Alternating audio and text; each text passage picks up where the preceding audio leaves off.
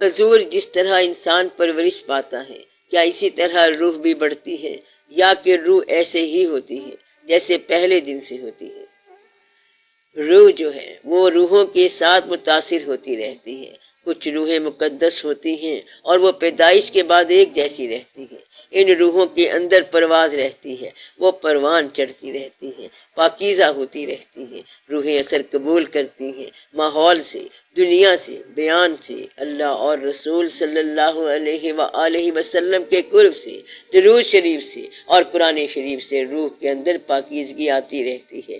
اس لیے روح جو ہے یہ ڈیولپ ہونے والی چیز ہے، اور روح کو ڈیولپ کیا جا سکتا ہے وہ اس طرح کہ جس طرح جسم کی غذا جسم کو ڈیولپ کرتی ہے، اسی طرح روح کی غذا ہے وہ روح کو ڈیولپ کرتی ہے۔ جسمانی غذا جو ہے وہ ٹھوس ہے، یعنی کھانا پینا جو انسان کے جسم کو گرو کرتا ہے۔ روح کی غذا اللہ کا ذکر ہے، اور اس ذکر سے یہ پروان چڑھتی ہے، پاکیزہ ہوتی رہتی ہے۔ اصل میں ایک لحاظ سے یہ بات صحیح ہے کہ روح کے اندر ڈیولپمنٹ کا اضافہ کہاں سے آیا؟ سوال یہاں سے پیدا ہوتا ہے۔ اس میں سمجھنے والی بات یہ ہے کہ روح کو آپ یوں سمجھیں کہ ایک آئینہ ہے، اور آئینے پر گرد جمع ہوا ہے حالات کا، زمانے کا، ٹریجڈیز کا، بے قاعدہ افکار کا، بے وجہ غم کا، پریشانیوں کا، لالچ کا، اندیشے کا اور اشیاء کی گنتی کا۔ تو گاہ بگاہ یہ گرد و غبار آئینے پر جم گیا۔ یہ یاد رہے کہ گرد کے نیچے آئینہ محفوظ ہے۔ گرد کا یہ غبار روح پر ایسے ہوتا ہے جس طرح کافر پر کفر کا اور فلسفی کے اوپر فلسفے کا، دنیا دار پر دنیا کا ایک غلاف چڑھ گیا ہوتا ہے۔ اب آپ نے وہ غلاف ہی ہٹانا ہے اور کچھ بھی نہیں کرنا ہے۔ گرد کے نیچے تو وہ روح ہے جو عین اللہ ہے۔ عین کے معنی آپ سمجھتے ہیں نا؟ یہ دریا اور چشمے کو بھی کہتے ہیں۔ اس کے اندر خود بخود ہی اللہ تعالیٰ کی جلا پیدا ہو جاتی ہے۔ آپ کا کام یہ ہے کہ سائیکل آئینہ ہنوز کرتے جائیں، یعنی اپنے آئینے کو چمکاتے جائیں، پالش کرتے جائیں، پھر پتہ چلے گا کہ آپ کو صرف الف درکار ہے، اکو الف تیرے درکار۔ تو شاعر کہتا ہے کہ اصل بات تو ہمیں سمجھ آ گئی ہے کہ سب کچھ الف ہے اور بے کی ہمیں ضرورت ہی کوئی نہیں ہے۔ الف کا معنی اللہ اور بے کا معنی ہے دنیا کا ساز و سامان۔ اور یہ جو آپ سارا دن کام کرتے رہتے ہو، اس طرح سارے کام کرتے کرتے آدمی کاموں سے نکل جاتا ہے تو اسے سمجھ آتی ہے کہ اس نے ایک کام تو کیا نہیں، اور اصل میں اسی کام کی ضرورت تھی، یعنی الف۔ اس لیے بابا بلے شاہ کہتے ہیں اکو الف تیرے درکار۔ بابا بلے شاہ رحمت اللہ نے بات کو پا لیا، راز پا لیا کہ اصل میں بات یہ ہے کہ ہمیں اور کسی کی ضرورت ہی کوئی نہیں ہے۔ اللہ کے آگے کیا ہے؟ اللہ کے آگے کچھ بھی نہیں ہے۔ اللہ سے پہلے کیا ہے؟ اللہ سے پہلے کچھ بھی نہیں ہے۔ مطلب یہ ہے کہ الف موجود ہے، اول بھی موجود ہے، آخر بھی موجود ہے، اور آپ نے صرف اپنے آئینے کو پالش کرنا ہے، اس کے اوپر غلاف اتارنے ہیں، اس کے اوپر سے غلاف اتارنے ہیں جو تہ در تہ ہے۔ سائیکل بعض اوقات نگاہ سے ہوتا ہے، بعض اوقات ورد سے ہوتا ہے، وظائف سے ہوتا ہے، کثرت دعا سے ہوتا ہے، کثرت توجہ سے ہوتا ہے، اور بعض اوقات دنیا سے انحراف کرنے میں ہوتا ہے کہ آپ دنیا کو چھوڑ جائیں، یعنی دنیاوی واقعات کم کر دیں اور دنیا کی دولت جس پر آپ خوش ہو رہے ہیں اس کو تقسیم کر دیں، اور یہ سائیکل لوگوں کی خدمت سے بھی ہو جاتا ہے۔ اور پھر وہ آئینہ جو ہے وہ خود بخود بتاتا ہے کہ میں کیسے پالش ہوں گا۔ تو جس وقت آئینے میں عین کا عکس آ گیا، یعنی اللہ کا عکس آ گیا، تو پھر روح ڈیولپ ہونے لگتی ہے۔ ڈیولپمنٹ اور ضرورت صرف آئینے کو پالش کرنے کی ہے۔ روح جو ہے یہ ایک مکمل فارم ہے، مکمل اکائی ہے جو یا تو حاصل ہوگی یا نہیں ہوگی۔ اگر انسان کو روح حاصل نہیں ہوگی تو یہ گرد و غبار میں گم ہو جائے گی، ایسے جیسے اس کے پاس روح ہے ہی کوئی نہیں، اور جیسے وہ ایک جانور ہے۔ اب اس بات کو یوں تقسیم کرتے ہیں کہ جانور اور انسان کے درمیان کوئی فرق ہونا چاہیے، یہ فرق ہوتا بھی ہوگا، اور یہ فرق ہے بھی صحیح۔ کچھ لوگ کہتے ہیں کہ انسان بولتا ہے اور جانور بولتا نہیں ہے، لیکن کچھ جانور بولتے بھی ہیں۔ کچھ کہتے ہیں انسان سوچتا ہے اور جانور سوچتے نہیں ہیں، لیکن کچھ جانور سوچتے بھی ہیں۔ انسان ماضی کی بات یاد رکھتا ہے لیکن جانور ماضی کی بات یاد نہیں رکھتے، لیکن کچھ جانور ماضی کو یاد بھی رکھتے ہیں۔ جیسے اونٹ جو ہے یہ پرانا بدلہ لیتا ہے، 10 سال بعد بھی بدلہ لے گا۔ ہاتھی، بھینس اور اونٹ بدلہ لیتے ہیں، اور ہاتھی بڑا خطرناک بدلہ لیتا ہے۔ اس کا مطلب ہے کہ ان کا ماضی بھی ہے۔ کچھ لوگ کہتے ہیں کہ انسان کو مستقبل کا خیال ہے، لیکن جانوروں کو مستقبل کا خیال نہیں ہے، اس لیے انسان اشرف ہے۔ کچھ ایسے پرندے بھی ہیں، لیکن کچھ پرندے ایسے ہیں جن کو مستقبل کا خیال ہوتا ہے۔ وہ گرمیوں میں گھونسلہ بناتے ہیں، آشیانہ بناتے ہیں تاکہ سردی سے بچ سکے۔ لہذا سوچنا چاہیے کہ کیا وجہ ہے کہ انسان کو جانوروں پر فوقیت ہے۔ اس کا جواب یہ بتایا گیا ہے کہ اس کے پاس روح ہے۔ روح کا مطلب یہ ہے کہ اس کے پاس اللہ کا امر ہے، اور یہ کہ اس نے اللہ تعالیٰ کی امانت قبول کر لی ہے۔ باقیوں کے اندر جو بات ہے وہ صفات کے جلوے ہیں، لیکن انسان کے اندر ذات کا جلوہ ہے۔ آپ ذات کا جلوہ جو ہے وہ آئینہ صفات میں دیکھیں گے، اور یہ آئینہ جو ہے یہ روح ہے۔ تو روح کو اس لیے پالش کیا جاتا ہے۔ روح کی تقویت کے لیے بزرگوں نے بے شمار طریقے بتائے ہیں کہ روح کو ڈسکور کیسے کرتے ہیں۔ جب وجود مر جائے گا تب کس نے قائم رہنا ہے؟ روح نے ہی قائم رہنا ہے۔ آپ یہ دیکھیں کہ جب وجود مر جائے تو انسان کیسے قائم رہتا ہے۔ آپ یہ دیکھیں کہ جب انسان سو جائے تو قائم کون ہوتا ہے۔ اگر تو سو گیا اور ختم ہو گیا تو پھر اٹھا کون اور بیدار کون ہوا؟ اور اگر وہ وہی تھا تو سویا کیوں؟ اس کا مطلب یہ ہے کہ سونے والا کوئی چیز، کوئی زندہ رہنے والی چیز اپنے پاس رکھتا ہے، تو جو چیز زندہ رہنے والی ہے وہ وہی ہے جس کے ساتھ وابستگی ہے، اور اس کو روح کہتے ہیں۔ نیند کے عالم میں بھی آپ کی روح آپ کے لیے سیر کرتی ہے۔ اگر اچھا وجود ہو اور روح پالش کی ہوئی ہو تو روح آپ کے لیے مکاشفات لاتی ہے، اچھے خواب لاتی ہے، اور بعض اوقات الجھے ہوئے سوالوں کا جواب لاتی ہے۔ اگر ایک سوال حل نہیں ہو رہا ہے، ایک مسئلہ ہے جو حل نہیں ہو رہا ہے، تو پھر اس کے لیے کیا کیا جائے؟ سوچتے سوچتے بیچارہ انسان پریشانی میں سو گیا، اور جب اٹھا تو نعرہ حیدری لگایا، کیونکہ خواب دیکھا تو اس کے سوال کا حل تھا۔ پھر وہ کہتا ہے کہ اس مسئلے کو یوں حل کر لینا چاہیے۔ یہ کس نے اس کو بتایا؟ یہ روح نے بتایا۔ تو روح جو ہے یہ سیر فی الفلک، آسمان کی سیر کراتی ہے۔ روح جو ہے یہ فضاؤں کی سیر کرانے والی ہے۔ روح آنے والے دور کی خبر لانے والی ہے، اور روح جو ہے یہ آئینہ حق نما ہے۔ روح کا تعلق ماضی کے ساتھ ہے اور اس کا مستقبل کے ساتھ بھی تعلق ہے۔ کچھ لوگ روح کو دریافت نہیں کر سکتے، اور اگر روح کی دریافت ہو جائے یا اس کی صفائی ہو جائے تو اسے صفائی قلب کہتے ہیں۔ صفائی قلب والے انسان کو سمجھ آ جاتی ہے کہ اس نے کیا کرنا ہے۔ روح کی ڈیولپمنٹ نہیں ہے بلکہ ڈسکوری ہے، یعنی روح پہچان کراتی ہے، اور وجود کی ڈیولپمنٹ ہے، نشو نما ہے۔ بچے کے لیے یہ عین ممکن ہے کہ اس کی روح اتنی ہی مکمل ہو، بلکہ کچھ لوگوں کا خیال ہے کہ ساری ارواح کی عمر ایک ہے، کیونکہ ساری روحیں ایک ہی دن میں تخلیق کی گئی تھی۔ دراصل روح ایک کنارے کا سمندر ہے۔ اس کو ایک کنارے کا سمندر اس لیے کہتے ہیں کہ اس کا پیدا ہونے والا کنارہ ہے، لیکن اس کی موت والا کنارہ نہیں ہے جو انسان ہے۔ اس کا وجود پیدا ہونے والا بھی ہے اور مرنے والا بھی ہے، مگر روح ایک کنارے کا سمندر ہے، اور اللہ تعالیٰ ایسا سمندر ہے جس کا کوئی کنارہ نہیں ہے۔ اللہ اور روح میں یہ فرق ہے، اور اس کو یاد رکھنا کہ روح جو ہے یہ تخلیق تو ہوئی ہے، پیدا تو ہوئی ہے، لیکن اس کو موت نہیں ہے، یہ امر الہی ہے، اور اللہ جو ہے وہ تخلیق سے آزاد ہے، پیدا ہونے سے آزاد ہے۔ اللہ تعالیٰ تو جیسے پہلے تھا ویسے ہی ہے، اس لیے روح کی ڈسکوری بڑی آسان ہے۔ کچھ لوگ کہتے ہیں کہ وجود اور روح کا آپس میں تعلق ہے، وجود کو آہستہ آہستہ ارتقاء ملتا ہے اور پھر آہستہ آہستہ زوال ملتا ہے، مگر روح کو ایسا نہیں ہے۔ بچے کی روح جو ہے یہ روشن ہو سکتی ہے، اور بوڑھے انسان کی روح ضائع شدہ ہو سکتی ہے اور خراب ہو سکتی ہے۔ روح کو کچھ لوگ گھوڑا کہتے ہیں کہ یہ آپ کو اڑاتا ہے، سیر کراتا ہے، اور روح کمزور ہو گئی تو پھر ہر شے کمزور ہو گئی ہے۔ روح کمزور کب ہوتی ہے؟ جب آپ میں اطاعت الہی سے انحراف پیدا ہو، وہاں روح کمزور ہو جاتی ہے۔ نفسانی خواہشات کے تحفظ سے روح خراب ہو جاتی ہے، نفسانی خواہشات کے تحفظ سے روح خراب ہو جاتی ہے۔ لالچ بھی روح کی بیماری ہے، اور حقوق پورے نہ کرنا روح کی بیماری ہے، یعنی دوسروں کے ساتھ وہ سلوک کرنا جو اپنے ساتھ آپ نہ چاہیں۔ ایسے کاموں سے روح بیمار ہو جاتی ہے۔ آپ اس طرح بھی سمجھ سکتے ہیں کہ روح جو ہے وہ یہاں رہنا نہیں چاہتی، یہ دور سے آنے والی چیز ہے، اور یہ دور واپس جانا چاہتی ہے۔ اس کا نام سے مرغ رکھا گیا ہے، اور یہ سے مرغ کوہ کاف کا رہنے والا ہے اور لامکاں سے آیا ہے۔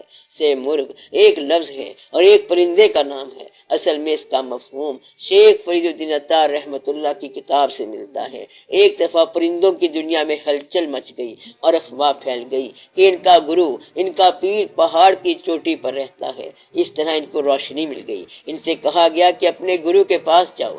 سب پرندے چوک در چوک ہزاروں کے حساب سے پہاڑ کی طرف چل پڑے۔ راستے میں سردی، گرمی، جھگڑا، کوئی مرتے گئے، کوئی گرتے گئے، کوئی چلتے گئے، اور ان کو کوئی سراغ نہ ملا۔ چلتے چلتے آخر کار کچھ پرندے کامیاب ہو گئے اور وہ پہاڑ کی چوٹی پر پہنچے تو وہاں کوئی پرندہ ہی نہیں تھا، کوئی گرو نہیں تھا۔ وہ حیران ہوئے کہ دیکھو، ہمیں آواز آئی تھی، ندا آئی تھی کہ تمہارا جو سالار ہے وہ وہاں پر ہے، لیکن یہاں تو کوئی سالار نہیں ہے۔ پوچھا گیا کہ سالار کا نام کیا تھا؟ تو پرندوں نے کہا سالار کا نام سیم مرغ ہے اور یہاں ہونا چاہیے، لیکن وہ تو یہاں نہیں ہے۔ تو پھر ان کو وہی آواز آئی کہ تم اپنی گنتی کرو کہ تم کتنے پرندے ہو۔ انہوں نے جب گنتی کی تو کل 30 پرندے تھے۔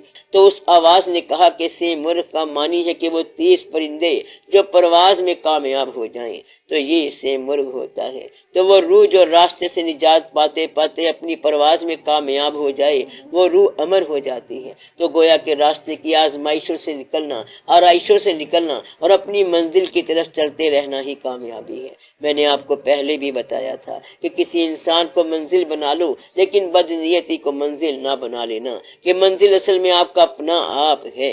تو مقصد یہ ہے کہ اپنے آپ کو دریافت کر کے اور اس کو مکمل فام دے کر اللہ کے سامنے پیش کر دینا ہی منزل ہے۔ تو اتنی ساری بات ہے، چھوٹی سی منزل ہے اور لمبی چوڑی کہانی کوئی نہیں ہے۔ اس زندگی میں آپ پریشانی نکال دیں، بے ایمانی نکال دیں، اس زندگی میں سے آپ پریشانی نکال دیں، بے ایمانی نکال دیں، جھوٹ نکال دیں، لالچ نکال دیں، دنیا میں زیادہ رہنے کی تمنا نکال دیں۔ اللہ نے جو احکامات فرمائے ہیں وہ کر لیں، اور جہاں اس نے کہا ہے کہ یہ کام نہ کرو، آپ وہ کام نہ کریں، تو آپ صرف اللہ کا کہنا مان لیں۔ آپ اگر اس طرح سے سفر کریں گے تو پھر اس کے بعد چلتے چلتے آپ خود ہی سے مرغ بن جائیں گے۔ تو آپ روح کے مقام پر اس وقت آ سکتے ہیں جب آپ اپنے وجود کے مقام کی نفی کر لو۔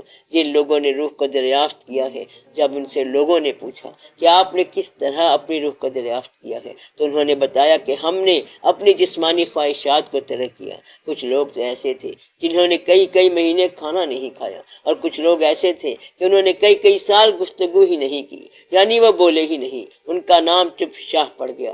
کچھ لوگ ایسے تھے جو عرصہ دراز پیدل چلتے رہے، کچھ اور کرتے رہے، اور کچھ لوگ سارا سال درود شریف ہی پڑھتے رہے۔ ایک آدمی کو کسی نے کہا کہ اگر آپ صرف دودھ پیتے رہے تو آپ کو حضور پاک صلی اللہ علیہ وآلہ وسلم کی زیارت ہو جائے گی۔ وہ بندہ بڑا سادہ لوح تھا، اس کو کسی نے کہا کہ اس طرح سے زیارت ہو جاتی ہے، بلکہ 6 مہینے کے اندر زیارت رسول مقبول صلی اللہ علیہ وآلہ وسلم ہو جائے گی۔ تو وہ دودھ ہی پیتا رہا اور اس کو 6 مہینے کے اندر زیارت ہو گئی۔ اور جس نے بتایا تھا، اس کو جب پتا چلا کہ اس کے کہنے پر عمل کرنے سے حضور پاک صلی اللہ علیہ وسلم کی زیارت ہو گئی ہے اور اسے حضور پاک صلی اللہ علیہ وآلہ وسلم نے یہ فرمایا ہے، تو وہ بندہ رونے لگ گیا کہ میں نے تو آپ کو ایسے ہی کہا تھا۔ تو جو چیز بھی خلوص سے کر لی جائے وہ قبول ہو جاتی ہے۔ تو یہ روح کی دنیا ہے اور یہ پرواز کی دنیا ہے۔ روح کو اس طرح سمجھے کہ ایک پرندہ آسمانوں پر اڑنے والا اگر وہ زمین پر کوئی چیز چلتی پھرتی دیکھے یا محسوس کرے اور چپٹا مار کر اسے لے جائے، اور راستے میں دیکھے کہ یہ مردار قسم کی کوئی چیز میں نے اٹھا لی ہے،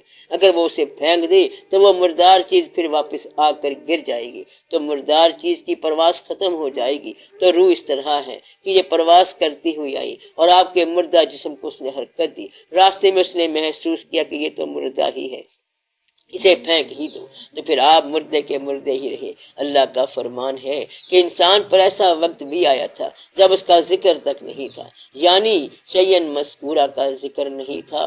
جب انسان کی جسم سے روح نکل جاتی ہے تو اس کو پھر میت کہتے ہیں، وہی آنکھیں، وہی چہرہ، وہی سب کچھ ہوتا ہے، لیکن اگر روح نکل گئی تو اس کا کام ہی ختم ہو گیا اور اب اس کا نام میت ہو گیا۔ اب اس شخص کے بچے بھی اس سے خوف کھانے لگ جاتے ہیں، اگر انہیں کہیں کہ یہ آپ کے ڈیڈی ہیں تو وہ کہیں گے کہ یہ میت ہے، یہ ہمارے ڈیڈی نہیں، ان کو نہلاؤ، کفن پہناؤ اور قبرستان پہنچاؤ۔ تو وہ کیا چیز ہے جو نکل گئی؟ وہ روح ہے۔ تو روح کا ڈیولپ ہونا نہیں ہے، روح کا دریافت ہونا ہے۔ تو روح کو دریافت کرنے کا طریقہ یہ ہے کہ صرف روح کو دریافت کرنے والے روح کو دریافت کرتے ہیں۔ اس کی مثال مولانا روم رحمت اللہ نے دی ہے۔ ایک شیر کا بچہ گم ہو گیا اور بھیڑوں نے ایک شیر کا بچہ گم ہو گیا اور بھیڑوں میں پلنے لگ گیا۔ وہ شیر تھا لیکن بھیڑوں میں رہ گیا اور بھیڑوں جیسی حرکتیں کرنے لگ گیا۔ ایک دن ایک بزرگ شیر نے دیکھا کہ ہے تو یہ شیر لیکن بھیڑوں میں رہ رہا ہے۔ اس نے بچے کو پکڑا اور کہا کہ تو شیر ہے۔ بچے نے کہا کہ میں تو بھیڑ ہوں۔ شیر نے کہا تو اور ہے اور یہ لوگ اور ہیں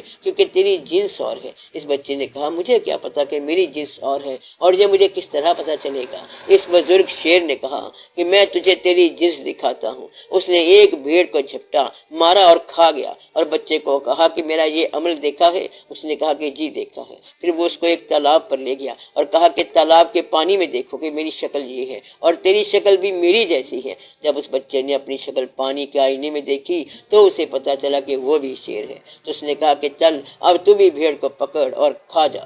ایک بار آئینے میں پہنچنے کی دیر ہے اور آگے کھیل روح کا اپنا ہے۔ بس آپ کی آئینے تک رسائی ہوتی ہے اور روح کو آئینے تک دریافت کرنا ہوتا ہے۔ آئینے کا وقت وہ ہوتا ہے جب آپ آئینے کے سامنے محو ہوں، یعنی آپ عکس کے سامنے محو ہوں کہ پتہ نہیں ہے کہ ہم کیا ہیں اور کیا نہیں ہیں۔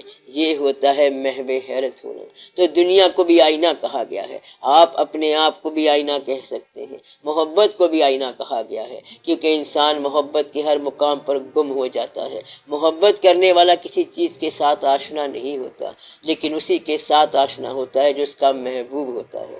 کسی عادت میں گم ہو جانا یا کسی ایک خیال میں گم ہو جانا محو حیرت ہو جاتا ہے، محو حیرت ہو جانا ہے۔ تیری یاد میں ہوا جب سے گم، تیرے گم شدہ کا یہ حال ہے کہ نہ دور ہے نہ قریب ہے، نہ فراق ہے نہ وصال ہے۔ تو جب آپ حیرت میں گم ہو جاتے ہیں تو پھر روح دریافت ہو جاتی ہے۔ روح ذکر الہی کے ساتھ دریافت ہوتی ہے، عبادت کے ساتھ دریافت ہوتی ہے، خیرات دینے سے دریافت ہوتی ہے، سفر میں رہنے سے بھی روح دریافت ہوتی ہے، اور اللہ کے کسی حکم پر مکمل طور پر سر تسلیم خم کرنے سے روح دریافت ہوتی ہے۔ روح خود ایک پوری فارم ہے۔ یہ یا تو دریافت ہوگی یا پھر یہ دریافت نہ ہوئی۔ روح کو دریافت کرنے کے لیے لوگ بڑی کوشش کرتے ہیں، پھر اس کے اندر سارے جلوے خود بخود آ جایا کرتے ہیں۔ روح اللہ تعالیٰ کا بنایا ہوا آئینہ ہے جس کو دریافت کرنا چاہیے۔ وجود کی ڈیولپمنٹ اور ہے، مر جانے کے بعد تو روح زندہ رہتی ہے، تو آپ زندگی میں روح کو کیسے دریافت کریں؟ تو آپ مرنے والی چیز کو تھوڑی دیر پہلے مار کر یہ دیکھ لیں کہ مرنے کے بعد روح کیسے زندہ رہے گی۔ تو آپ ایک بار کوشش کر کے دیکھ لیں کہ وجود کو سلا دیا جائے تو اس طرح روح زندہ رہتی ہے۔ اس طرح آپ کسی خیال میں گم ہو جائیں تو روح زندہ رہتی ہے۔ یہ اس طرح ہوتا ہے کہ آپ اپنے خیال میں جا رہے ہوں اور پھر آپ کا گھر آ جاتا ہے۔ آپ کو راستہ یاد نہیں رہتا لیکن پھر بھی آپ چلتے چلتے گھر آ جاتے ہیں۔ تو آپ کے ساتھ انکانشیس اور کانشیس یعنی شعوری اور لاشعوری دونوں باتیں ہوں گی۔ اس لیے کبھی آپ اپنے وجود کی نفی کر کے دیکھیں، مرنے جیسی کیفیت پیدا کر کے دیکھیں، جسم کو خوراک نہ دیں، تو تھوڑی دیر بعد آپ کو پتہ چل جائے گا کہ آپ کا ہونا اور نہ ہونا برابر ہے۔ پھر جو چیز زندہ رہ جائے گی وہ روح ہوگی۔ روح کو دریافت کرنا یوں آسان ہو جاتا ہے، اور اگر اللہ تعالیٰ کا فضل ہو جائے تو اللہ تعالیٰ کا دیا ہوا آئینہ، اللہ کی دی ہوئی نگاہ آپ کے کام آتی ہے تاکہ آپ دنیا کو دیکھ سکیں۔ اسی طرح اگر وہ نگاہ عطا ہو جائے جو اللہ تعالیٰ کے نور سے دیکھنے والی ہے تو وہ آئینہ میسر آ جاتا ہے۔ یہ سارا ایمانداری کا کھیل ہے، پیور ایمانداری کا، اور یہ چالاکی کا نہیں ہے۔ وہاں سوال جواب کی بات نہیں ہے، صرف روح کو سیکل کرنے کی، پالش کرنے کی بات ہے۔ پالش کی کہانی مولانا روم رحمت اللہ نے بتائی تھی کہ رومیوں اور چینیوں کے درمیان پینٹنگز کا مقابلہ ہوا۔ ان کو ایک ہال کی 2 دیواریں دی گئیں اور درمیان میں پردہ رکھ دیا گیا کہ آپ ان دونوں دیواروں کو پینٹ کرو۔ رومیوں نے پینٹنگز بنائی، چینیوں نے پینٹنگ نہیں بنائی، بلکہ وہ دیوار کو صرف پالش کرتے رہے۔ جب پردہ ہٹایا گیا تو کہتے یہ ہیں کہ کام بہت اچھا تھا۔ چینیوں نے اصل میں یہ کام کیا کہ وہ صرف دیوار کو پالش ہی کرتے رہے اور اسے آئینہ بنا دیا، اور رومیوں کے رنگوں کا عکس سارے کا سارا ان کے آئینے میں آ گیا، اور عکس جو ہے وہ اصل سے زیادہ خوبصورت نظر آتا ہے۔ تو یہ بھی دنیا کو دیکھنے کا ایک طریقہ ہوتا ہے کہ جامع جہاں نما میں دیکھا جائے تو وہ دور نہیں بلکہ تیرے آئینے کے اندر آ سکتا ہے۔ تو یہ سارا جہاں آپ کا اپنا منظر ہے۔ روح دریافت ہو جائے تو دور کی بات بھی پاس کی بات ہے۔ سر کیا تزکیہ نفس اور روح کی تلاش تقریباً ایک ہی چیز ہے؟ تزکیہ نفس وجود کی ایک کیفیت ہے مگر روح اور چیز ہے۔ نفس جو ہے اسے موت ہے اور روح کی موت نہیں ہے۔ نفس کا ایک اپنا مقام ہے اور یہ وجود کے ساتھ ساتھ چلتا ہے، اور روح وجود کے علاوہ بھی چل جاتی ہے۔ تزکیہ نفس کا معنی یہ ہے کہ بغاوت سے بچنا اور اللہ کے امر کو خوشی کے ساتھ قبول کرنے کی صلاحیت پیدا کرنا۔ اس کی اتنی ڈیفینیشن کافی ہے۔ تو تزکیہ نفس کا مطلب یہ ہے کہ اللہ کے حکم کو خوشی کے ساتھ قبول کرنے کی صلاحیت پیدا کرنا، تاکہ وجود میں بغاوت نہ آئے۔ جو اللہ نے حکم دیا ہے خود بخود اس کے مطابق چل پڑنا۔ اللہ تعالیٰ نے فرمایا کہ یہ جو میں سنا رہا ہوں یہ تذکرہ ہے، بیانات ہیں، اور جو چاہے میرا راستہ پکڑے۔ مقصد یہ ہے کہ یہ بیانات ہیں اور آپ اس سے اللہ کا راستہ دریافت کر سکتے ہو۔ ایسا ہو سکتا ہے کہ بغیر اللہ تعالیٰ کے راستے کے بھی اصلاح ہو جائے، مثلا یہ کہ اپنے نفس کی خواہش کے علاوہ کرنا، اور یہ بات کافروں میں بھی ہو سکتی ہے، لیکن مسلمانوں کے لیے جو تزکیہ نفس ہے وہ اللہ کے حبیب پاک صلی اللہ علیہ وآلہ وسلم کے راستے پر چلنا ہے۔ روح جو ہے یہ پرواز والی چیز ہے، یہ مقدس ہے، یہ غیب سے آنے والی چیز ہے۔ شروع میں جب یہ سمجھ نہ آئے تو ہم تزکیہ نفس اور روح کو ایک ہی کہہ سکتے ہیں کہ یہ ایک ہی مقام ہے، لیکن تزکیہ نفس جو ہے وہ اور ہے اور روح جو ہے وہ اور ہے۔ اللہ تعالیٰ نے جس طرح الفاظ بیان فرمائے ہیں ان سب کے الگ الگ معنی ہیں۔ اللہ نے نفس کو نفس کہا ہے اور روح کو روح کہا ہے۔ اللہ نے یہ کہا ہے کہ روح میرا حکم ہے، اور پھر ہم نے اس میں اپنی روح پھونکی، اور روح جو ہے وہ ادھر سے ہے۔ جب یہ کہا گیا ہے کہ اگر کوئی روح کے بارے میں سوال کرے تو آپ کہو کہ روح کے بارے میں مجھے اتنا پتا ہے کہ یہ اللہ کا امر ہے، روح میرے اللہ کا امر ہے، تو نفس کا تجزیہ کر لیتے ہیں کہ نفس کیا کرتا ہے۔ نفس جو ہے یہ شرارتیں کرتا ہے، نفس جو ہے یہ لالچ کرتا ہے۔ نفس کے سارے تزکیہ والے فارمولے روح کے کام آتے ہیں، لیکن روح کے ساتھ کچھ کیفیات اور ہیں جو نفس کی دسترس میں نہیں ہیں۔ وہ یہ ہے کہ پرواز نفس میں نہیں ہے۔ آپ کا نفس روح کو اشارہ دے سکتا ہے کہ آپ پرواز کر لو، نفس روح کے لیے پرابلم پیدا کر سکتا ہے۔ جب نفس روح کو چھوڑ دے تو پھر روح کی پرواز بلند ہو جائے گی۔ نفس پرواز تو نہیں کرے گا، لیکن پرواز میں رکھنا اندازی کرے گا۔ اس لیے تزکیہ نفس کرتے ہیں تاکہ روح کی صحیح دریافت ہو جائے۔ تو نفس اور روح میں یہ فرق ہے۔ کیا ایسا ہے کہ روح کی دریافت کے سلسلے میں انسان کچھ جلد باز بھی واقعہ ہوا ہے؟ نہیں، جلد باز واقعہ نہیں ہوا ہے، بلکہ یہ سستی کر رہا ہے، اور اسے زندگی میں جلد ہی روح کو دریافت کر لینا چاہیے۔ اس دریافت کے معاملے میں سستی نہیں ہونی چاہیے۔ انسان اس میں جلد باز نہیں ہو سکتا، یہ تو اصل ہے، اور اصل دریافت ہونا چاہیے۔ آپ یہ دیکھو کہ یہ بات بڑی دقت والی ہے کہ محنت کرنا انسان کی فطرت ہے اور وہ محنت کرے گا۔ اللہ کا فرمان ہے کہ اے انسان تیرا کام محنت کرنا ہے، اور خالق نے بتا دیا ہے کہ تو محنت کرے گا اور کچھ نہیں کرے گا۔ فرصت حاصل کرنے کے لیے محنت کرے گا اور آرام کرنے کے لیے بھی کام کرے گا، تو گویا کہ انسان محنت کرے گا اور کام کرے گا۔ ہمارے دین کا سارا مضمون یہ ہے کہ کہیں ایسا نہ ہو کہ محنت کرتے کرتے یہ زندگی محنت میں گزر جائے اور آخرت بھی خراب ہو جائے۔ کہیں ایسا نہ کہنا پڑ جائے کہ بڑی مشکل اور محنت سے آپ دوزخ میں پہنچے ہیں۔ تو اس لیے اللہ تعالیٰ نے فرمایا کہ آپ اگر محنت کریں تو اللہ کے راستے کی طرف محنت کریں۔ اگر آپ کو پتہ نہ ہو کہ اللہ کا راستہ کیا ہے تو اتنی بات آپ سمجھ لیں کہ اگر آپ مصروف ہیں، لگن میں ہیں، محنت میں ہیں، خیال میں ہیں، تو اپنی محنت کا حاصل جو ہے اس کو اللہ کے راستے پر لگائیں، تاکہ آپ کی محنتیں جو ہیں وہ رائے گاہ نہ ہوں۔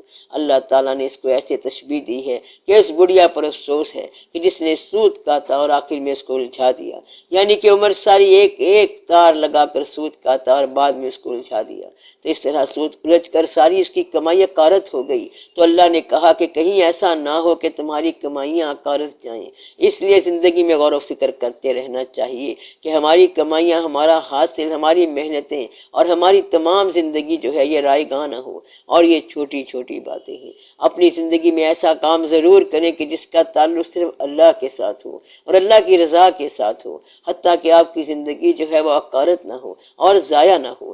جیسے کہ اللہ تعالیٰ نے فرمایا ہے کہ زندگی ایک عمل سے بڑھ سکتی ہے اور ایک ہی عمل سے گرفت میں آ سکتی ہے۔ مثلا ایک شخص کی زندگی تمام عبادت تھی، پھر اسے کیا ہوا؟ کہتا ہے کہ بس ایسی ایک بات ہوئی ہے کہ سب ضائع ہو گیا، شیطان نے کہنا نہیں مانا یعنی کہ سجدہ نہیں کیا تو اس کی باقی ساری عبادت اکارت گئی۔ مطلب یہ ہے کہ شیطان کے پاس صرف اپنے سجدے تھے اور وہ سجدہ نہیں تھا، اس لیے اس کی عبادت اکارت ہو گئی۔ ایک انسان جس کے پاس پیور عبادت ہو، نیکی ہو، بزرگی بھی ہو، لیکن اتفاق سے اس کے ماں باپ ناراض ہو جائیں تو اب اس کی کمائی جو ہے وہ زیرو ہو گئی۔ اب یہ واقعہ اس لیے بتایا گیا ہے کہ کہیں ایسا نہ ہو کہ آپ اپنی دانائی اور عبادتوں کے چکر میں پڑے رہو، کیونکہ یہ غلط عمل تمام کمائی کو اکارت کر سکتا ہے۔ اور ایک آدمی ساری عمر غلطی کرتا رہتا ہے مگر ایک آدھ ایسی خوبی پیدا ہو سکتی ہے کہ اس کی بخشش کا امکان پیدا ہو جائے۔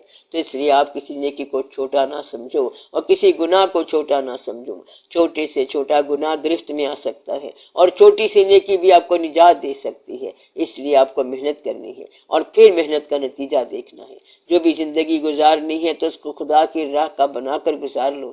بچوں سے محبت آپ کو ضرور ہوگی اور وہ ضرور ہوتی ہے، مگر آپ یہ کہو کہ ہم ان سے اس لیے محبت کر رہے ہیں کہ یہ اللہ کا حکم ہے، اور جہاں اللہ کا حکم بند ہو جائے وہاں سب کچھ چھوڑ دو۔ یہ آسان سی بات ہے، بس اللہ کا حکم ہے تو اللہ کے حکم کے مطابق کام کرو، اور جہاں اللہ کے حکم کی وائلیشن ہو جائے، جہاں حکم عدولی ہو جائے وہاں اس کام کو ترک کر دو۔ اگر آپ نے ایک کام اللہ کی رضا کے لیے شروع کر دیا ہے تو جب آپ یہ دیکھو کہ اس میں سے اللہ کی رضا کا پہلو نکل گیا ہے تو آپ وہ کام بند کر دیں۔ تو گویا کہ اپنی زندگی کو اللہ کی رضا میں ڈھالنے کے لیے تھوڑی سی دماغ کی اپلیکیشن چاہیے، ورنہ یہ ویسے ہی رہے گا۔ میں آپ کو یہ بتا رہا ہوں کہ کافر جہان اور مومن جہان میں فرق بہت تھوڑا ہے۔ کافر سڑک بنائے گا تب بھی اس پر کار چلے گی، اور اگر مومن بنائے گا تب بھی اس پر کار چلے گی، اور دونوں طرف کار ایک ہوگی۔ کافر بھی مکان ویسے بنائے گا جیسے آپ بناتے ہیں، کنسٹرکشن میٹیریل اور بلڈنگ سب برابر ہے، اسی طرح میڈیسن برابر ہے۔ کافر اور مومن میں فرق صرف نیت اور عبادات کا ہے۔ آپ کی عبادت کا ایک طریقہ ہے، آپ کی نیت یہ ہے کہ آپ اللہ کو خالق سمجھتے ہو، مالک سمجھتے ہو، اور اللہ کے حبیب پاک صلی اللہ علیہ وآلہ وسلم کو آپ اس طرح مانتے ہو کہ اللہ کے بعد ان کا ہر حکم اللہ ہی کا حکم ہے، اور آپ ان کو اللہ کے ساتھ ہی مانتے ہو۔ اور کافرانہ زندگی جو ہے وہ اور ہے، اس زندگی کی فراوانی کافر کے پاس ہے اور زندگی پورے فارمولے کے ساتھ ان کے پاس ہے۔ کافروں نے سائنس آپ سے لی، اب آپ کافروں سے سائنس لیتے ہو، یعنی طب، فزکس، میتھ وغیرہ۔ اللہ تعالیٰ نے کہا کہ تم چاند ستارے سارے فتح کرو گے۔ اللہ تعالیٰ نے انسان سے کہا اور یہ سب فتح ہو رہے ہیں اور اللہ کا حکم پورا ہو رہا ہے۔ یہ سب تو انسانوں کے لیے ہے، اور مومن اس سارے واقعے کے بارے میں یہ کہتا ہے کہ میرا ایمان کہتا ہے کہ اللہ کا حکم پورا ہو رہا ہے اور اللہ تمام انسانوں کے لیے حکم دے رہا ہے، اور تمام جہانوں کو اللہ نے کہا کہ میں نے تمام جہانوں کے لیے حضور پاک صلی اللہ علیہ وآلہ وسلم کو رحمت للعالمین بنا کر بھیجا ہے۔ اس لیے آپ یہ دیکھیں کہ کہیں آپ کی محنت ضائع نہ ہو جائے، کہیں آپ کی ساری کمائی ضائع نہ ہو جائے۔ آپ محنت سے ضرور گزریں گے مگر محنت انا کے لیے نہ کریں اور اپنی تسکین کی خاطر نہ کریں، بلکہ محنت اللہ کے لیے کریں۔ کل سے جب آپ دفتر جائیں گے تو آپ یہ سمجھ کر جائیں کہ یہ اللہ کا حکم ہے کہ میں دفتر جا رہا ہوں، اللہ کا حکم ہے کہ بچوں کے لیے رزق لاؤ تو اس لیے میں دفتر جا رہا ہوں۔ آپ دفتر میں نمائش کی غرض سے نہ جایا کریں، آپ اس لیے دفتر جائیں کہ یہ اللہ کا حکم ہے کہ رزق کما کر بچوں کو بھی دو، آپ بھی کھا لو اور کچھ اللہ کی راہ میں لگا دو۔ بس یہی زندگی عبادت بن جائے گی، اور اگر ایسا نہ کریں تو یہی زندگی گمراہ ہو جائے گی۔ صرف اس زندگی کا ریفرنس بدلنا ہے کہ فرائض کیا ہے اور اس کے بعد آپ کی خواہشات کیا ہیں۔ اگر اللہ تعالیٰ مشکل سے گزار رہا ہے تو اگر آپ صبر سے گزر جائیں تو یہ بھی عبادت ہے۔ اللہ تعالیٰ کچھ دے رہا ہے تو اگر اس کو نیکی کے راستے پر لگا دیں تو یہ عبادت ہے۔ اللہ تعالیٰ کے احکام کو اپنے دل پر رائج کرنا چاہیے، اس طرح زندگی کا لطف آئے گا۔ یہ 4 دن کی زندگی ہے اور پھر جانا تو سب نے ضرور ہی ہے۔ کسی صورت جانے سے آپ بچ نہیں سکتے، بلکہ کوئی بھی نہیں بچ سکتا۔ یہاں سے چلے جانے سے پہلے اسی زندگی کو آگے پیچھے کر کے آپ نے عبادت بنا لینا ہے، کیونکہ آپ کے پاس یہی شب و روز ہیں۔ 60 سال کافر کو بھی ملتے ہیں اور آپ کو بھی ملتے ہیں۔ ایسا نہیں ہے کہ کسی کافر کو نگاہ کمزور ملے گی، شاید اس کو نگاہ تیز ملے، دماغ اس کا بھی ہوگا۔ چلتا پھرتا وہ بھی ہوگا، کھاتا پیتا وہ بھی ہوگا، روتا چیختا چلاتا وہ بھی ہے، اس کے بھی بچے پڑھتے ہیں، اس کے بھی بچے یتیم ہوتے ہیں اور وہ بھی روتا ہے۔ تو یہاں تک تو زندگی برابر ہے۔ آگے فرق عقیدے کی بات کا ہے۔ آپ غور سے دیکھو کہ عقیدے میں فرق کیا ہے۔ آپ کا عقیدہ ہے کہ خالق اللہ تعالیٰ ہے، ہم مسلمان ہیں، ہم اس کی عبادت کرتے ہیں اور اس کے بھیجے ہوئے پیغمبر صلی اللہ علیہ وآلہ وسلم پر ایمان رکھتے ہیں اور حضور پاک صلی اللہ علیہ وسلم کی امت سے ہیں، اور ہم اس قرآن پاک کو آخری کتاب مانتے ہیں، اور ہم اپنی زندگی کو باغی ہونے سے بچائیں۔ کتنی آسان سی بات ہے کہ اسی زندگی کو آپ عبادت بنا لیں۔ وہی زندگی بغاوت ہے اور وہی زندگی اطاعت ہے، بس اس کا تھوڑا سا خیال کرنا ہے۔ بعض اوقات ایک نامعلوم نیکی ایک بہت بڑا نتیجہ دیتی ہے۔ ایسے ہی اگر اتفاق سے ایک نیکی کا بیج گر گیا تو آپ کچھ عرصے کے بعد دیکھیں گے کہ نیکی کا ایک بڑا درخت بنا ہوگا۔ یہ اللہ کے کام ہے۔ یہ جو پیپل اور بڑ کے درخت ہیں، ان کے بیج بڑے باریک ہوتے ہیں، بلکہ بظاہر ہوتے ہی نہیں ہیں، لیکن آپ یہ کمال دیکھو کہ اتنا بڑا درخت اگ جاتا ہے۔ بالکل اسی طرح کبھی کبھی چھوٹی نیکی بھی بڑے نتیجے لائے گی۔ آپ کم از کم ہر وقت اللہ تعالیٰ کے خیال میں تو رہو اور اللہ کے حوالے سے چلو۔ اللہ تعالیٰ مہربانی فرمائے گا اور بہت مہربانی ہو جائے گی۔ خیال کی اصلاح کیسے ہو سکتی ہے اور اس کے لیے ہم کیا محنت کریں؟ لوگ کہتے ہیں کہ ہر بار اللہ سے یہ دعا مانگنا کہ یا اللہ سیدھی راہ دکھا، اس کی کیا ضرورت ہے؟ کیونکہ ایک بار کہنا ہی کافی ہے۔ یہ جو انسان ہے اس کو چاہیے کہ یہ بار بار اللہ سے مدد مانگے اور اللہ سے بار بار شیطان کی پناہ مانگے، کیونکہ انسان کی سوچ جو ہے یہ فائنل فیصلہ نہیں ہونے دیتی، کیونکہ یہ نفس ہے اور نفس کبھی فائنل فیصلہ نہیں ہونے دے گا۔ نفس ایسی چیز ہے کہ یہ آخری دم تک بڑے بڑے عبادت گزاروں کو ڈس لیتا ہے۔ تو اپنے خیال کی اصلاح کو مکمل کرنے کے لیے کوئی نہ کوئی فارمولہ ضرور استعمال کرنا چاہیے۔ مثلا آپ ایک کام کر لیں کہ ہمیشہ باوضو رہیں تو انشاءاللہ تعالیٰ وہ سوچ ٹھیک ہو جائے گی۔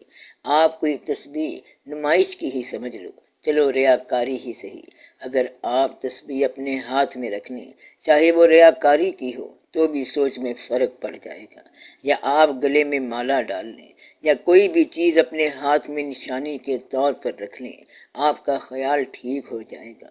آپ کوئی ایک لفظ وظیفے کے طور پر پڑھنا شروع کر دیں تو خیال کی اصلاح ہو جائے گی، بس انگلی کے اشارے سے خیال ٹھیک ہو جائے گا، اور اس طرح آپ اپنے ایک راستے پر چلتے جائیں گے۔ ایک اور بات یہ ہے کہ آپ سوتے وقت دعا کرو کہ یا رب العالمین میرے خیال کی اصلاح فرما۔ عمل کی اصلاح سے پہلے خیال کی اصلاح بہت ضروری ہے۔ خیال صحیح نہ ہو تو بظاہر عمل صحیح ہو جاتا ہے لیکن صحیح نہیں ہوتا۔ بے شمار لوگ جو ہیں وہ صحیح عمل کر رہے ہیں، بے شمار لوگ عبادت کر رہے ہیں، لیکن جہاں کوئی موقع کینچی چلانے کا آئے گا وہاں کینچی چلا جائیں گے۔ اس کا مطلب یہ ہے کہ جب تک خیال کی اصلاح نہ ہو تو عمل صحیح نہیں ہو سکتا۔ تو اصل بات نیت کی ہے۔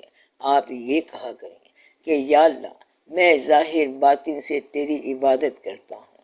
ظاہر کی عبادت یہ ہے کہ کسی بھی طریقے سے ہو، اور باطن کی عبادت یہ ہے کہ آپ کی نیت کی اصلاح ہونی چاہیے، تو خیال کی اصلاح ہونی چاہیے۔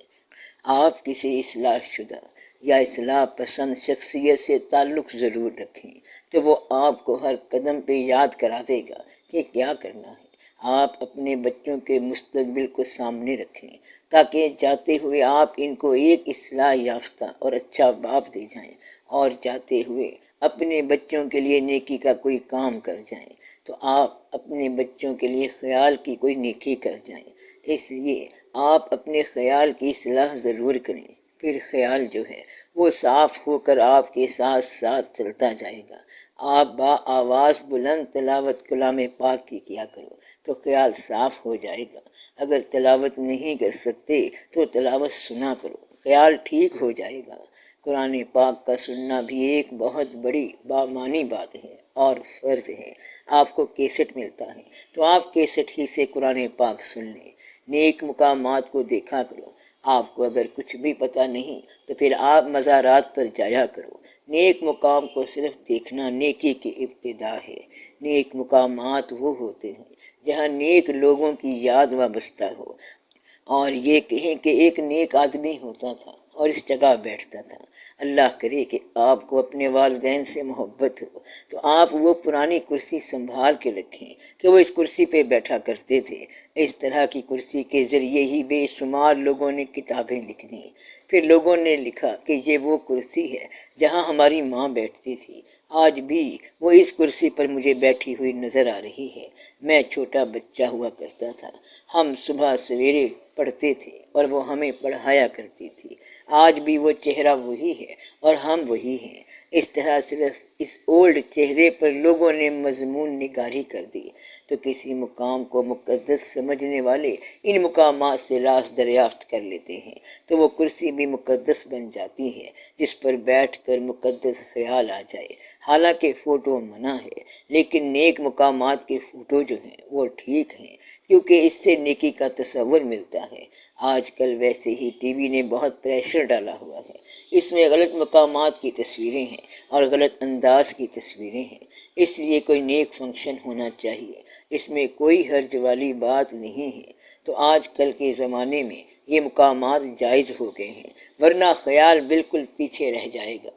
اب کیونکہ آواز بھی آ رہی ہے اور ساتھ ہی شکل آ رہی ہے، اس لیے آج کا انسان گھبرا گیا ہے کہ اس کو آواز بھی غلط ملتی ہے اور نظارہ بھی غلط ملتا ہے۔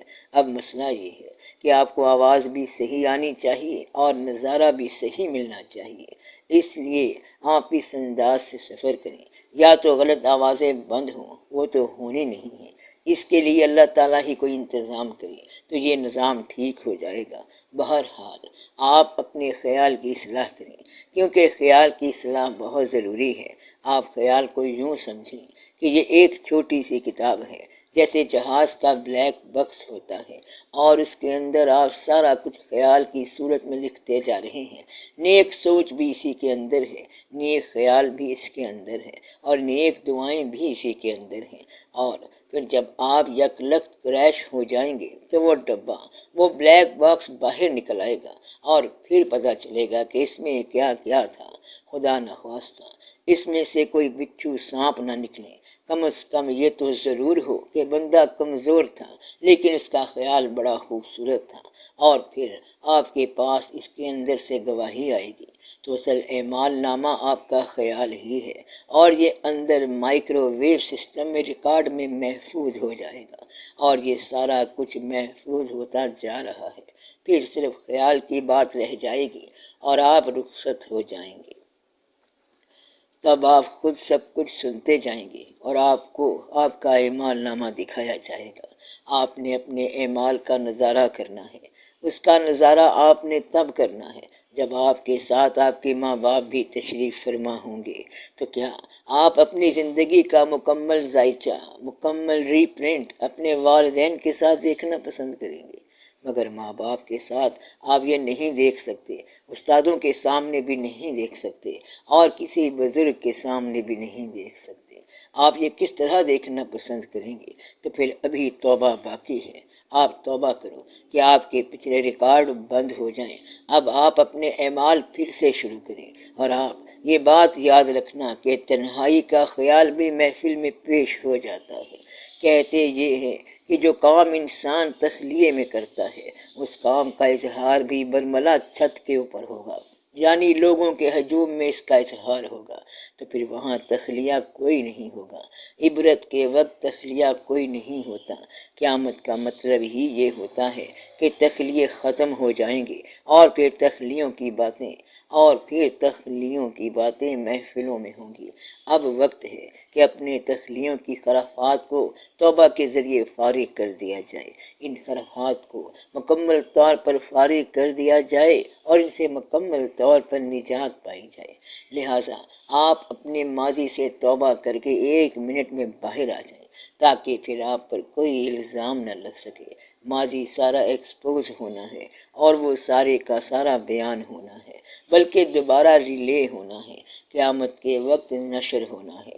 پھر ایسا نہ ہو کہ آپ کو ندامت ہو، اور لوگوں کے جو پیسے کھائے ہیں اس وقت اس کی فلم دکھا دی جائے گی، اور وہ شخص بھی ساتھ ہوگا جس کے پیسے آپ نے کھائے ہوں گے، جس کا حق آپ نے کھایا ہوگا، اس سے پہلے کہ وہ واقعہ آ جائے آپ توبہ کر لیں، حق دے دیں اور یتیم کا مال واپس کر دیں۔ اس سے پہلے کہ ایسا واقعہ ہو جائے آپ توبہ کر لیں۔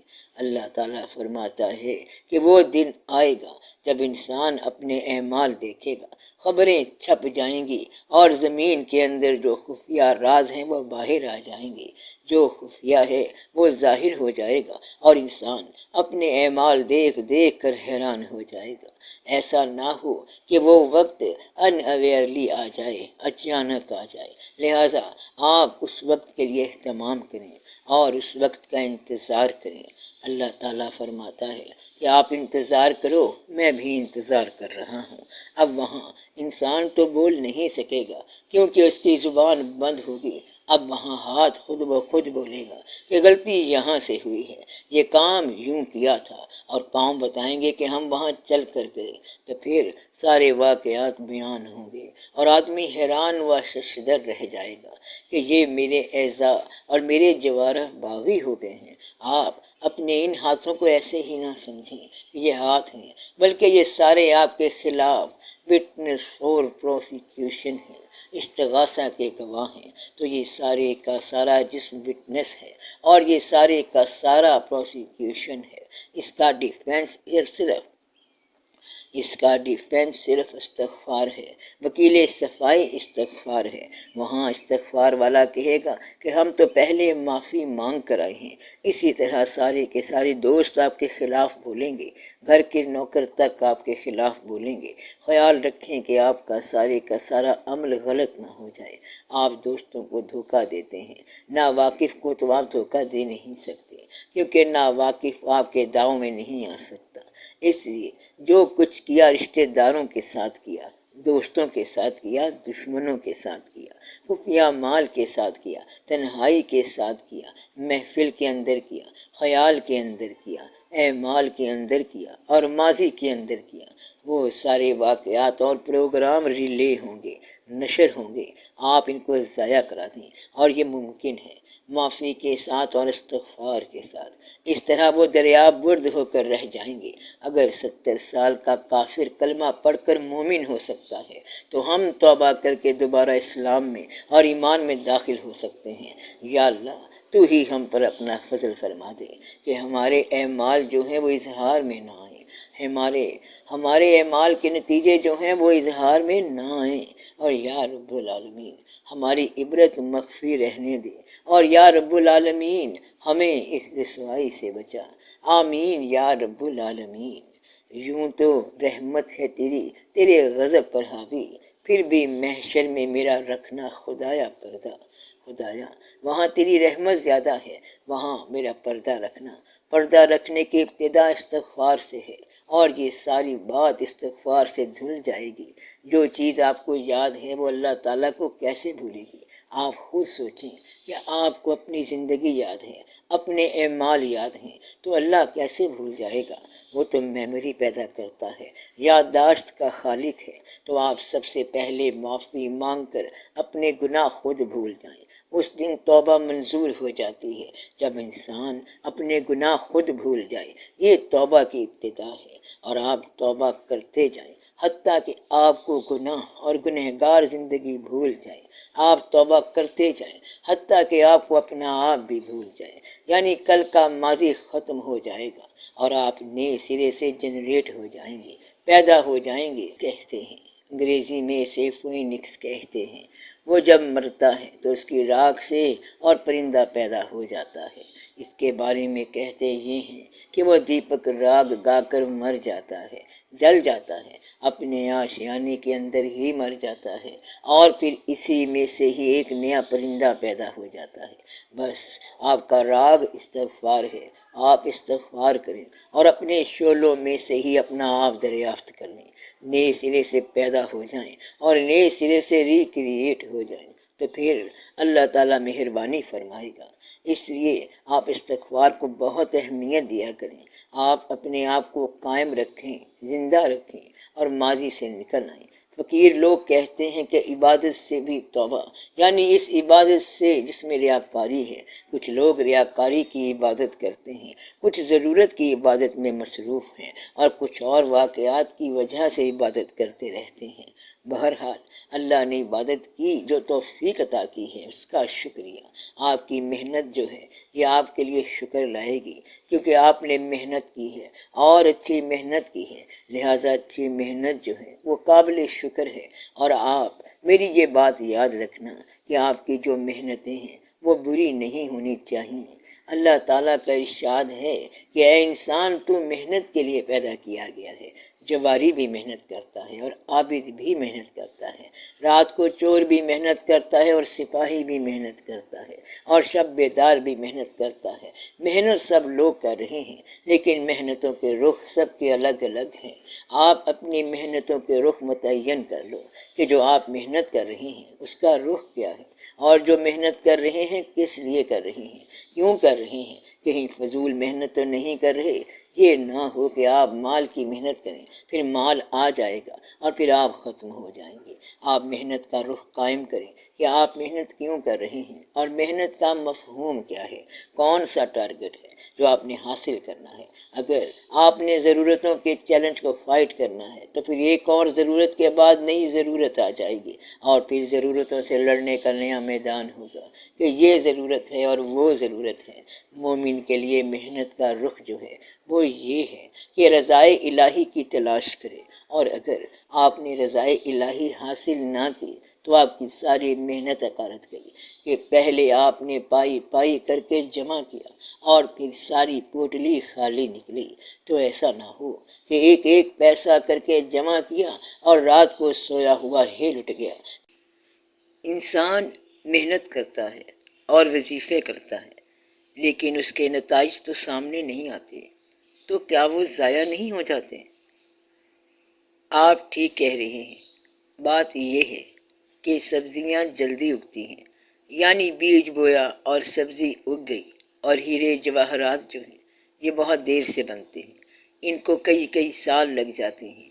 اگر نتیجہ فوری ظاہر نہ ہو تو اس کا معنی یہ نہیں ہے کہ نتیجہ کوئی نہیں نکلے گا۔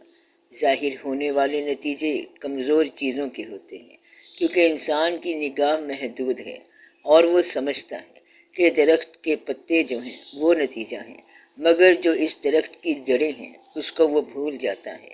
تو نتیجہ جڑیں بھی تو ہیں، اور وہ اس درخت کو زمین کے اندر مزید گہرا کر رہی ہیں، مگر جڑیں نظر نہیں آتی ہیں۔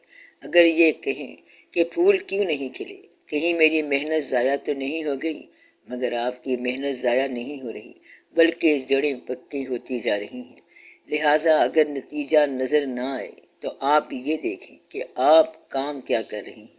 تو جو آپ عمل کر رہے ہیں، وظیفہ کر رہے ہیں، تو یہ جو نیکی کا عمل ہو رہا ہے اس کا نتیجہ ضائع نہیں ہو سکتا، اور یہ آپ کی نسل در نسل کام آئے گا۔ آپ خود اپنے بزرگوں کی دعا کے سہارے قائم ہیں۔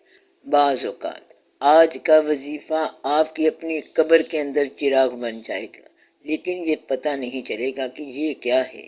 اس وقت یاد آئے گا کہ یہ روشنی کہاں سے آئی ہے، اور وہ کہیں گے کہ وہ جو درود شریف آپ پڑھتے تھے اور کہتے تھے کہ یہ بے اثر ہے، اب یہ اس درود شریف کی تاثیر ہے۔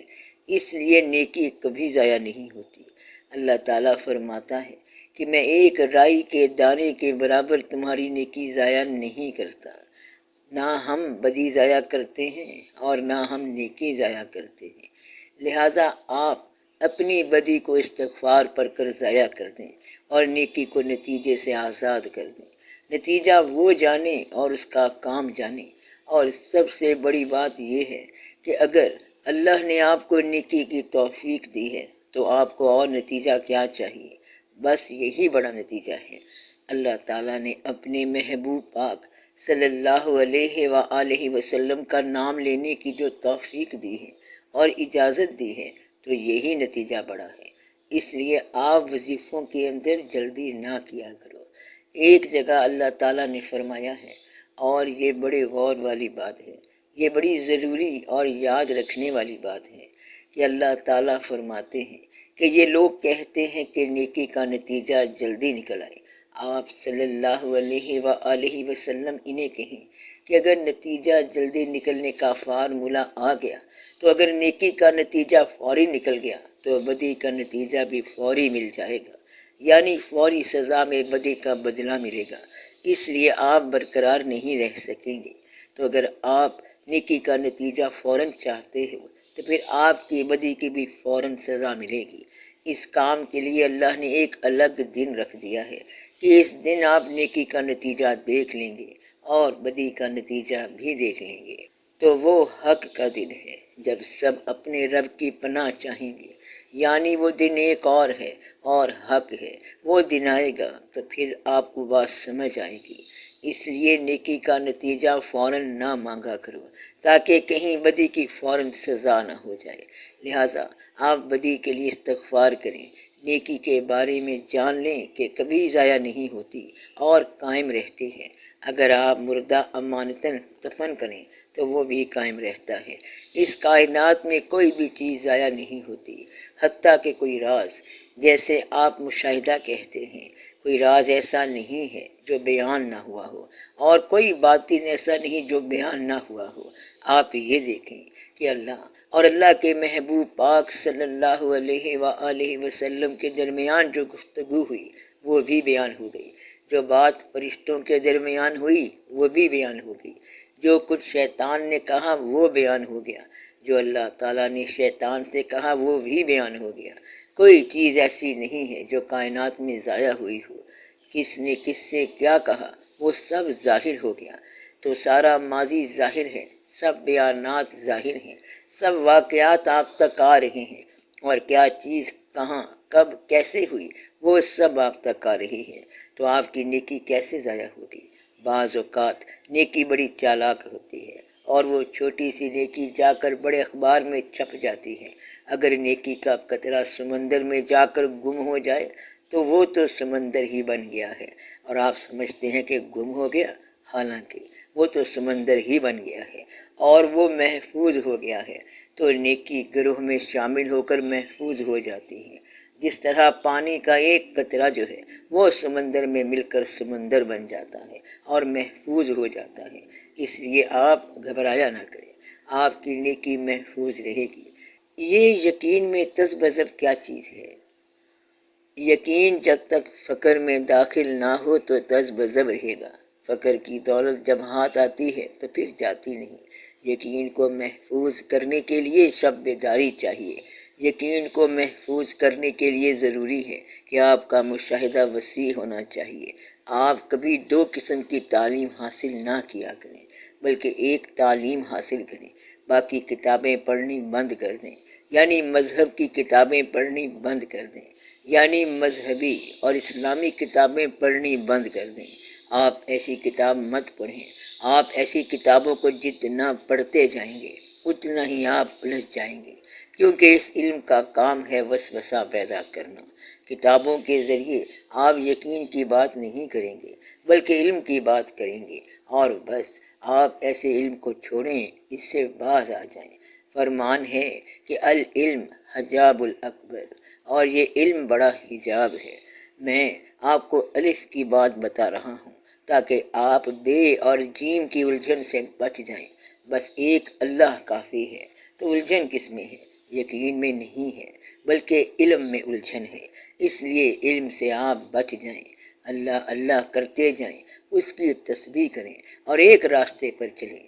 اکثر ایسا ہوتا ہے کہ جو چیز ہاتھ آ جائے وہ آپ پڑھ لیتے ہیں، اور یہی چیز الجھن کا سبب بن جاتی ہے، کیونکہ ہر آدمی جس کے پاس قلم آ جائے وہ لکھنا شروع کر دیتا ہے۔ نتیجہ یہ ہوتا ہے کہ بات الجھ جاتی ہے۔ تو اس لیے اگر آپ کو پڑھنا ہی ہے تو آپ صرف قرآن مجید پڑھیں، اس کے معنی بھی نہ پڑھیں اور تفسیر بھی نہ پڑھیں۔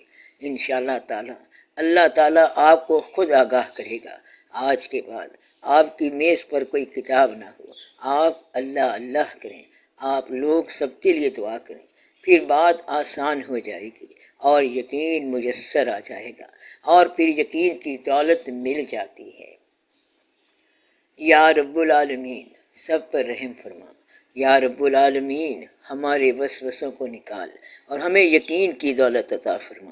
یا رب العالمین، ہمیں ماضی کے اعمال کی عبرت سے بچا اور ہماری توبہ کو قبول فرما، اور ہمیں صحیح یقین دلانے والے اسلام میں داخل فرما، اپنی رحمت عام فرما۔ یا رب العالمین، اپنے محبوب پاک صلی اللہ علیہ وآلہ وسلم کی محبت عطا فرما۔ یا رب العالمین، ہمیں قرآن پاک پڑھنے اور سمجھنے کی توفیق عطا فرما۔ یا رب العالمین، ہمیں نماز پڑھنے کی توفیق عطا فرما۔ آمین برحمتک یا ارحم الراحمین۔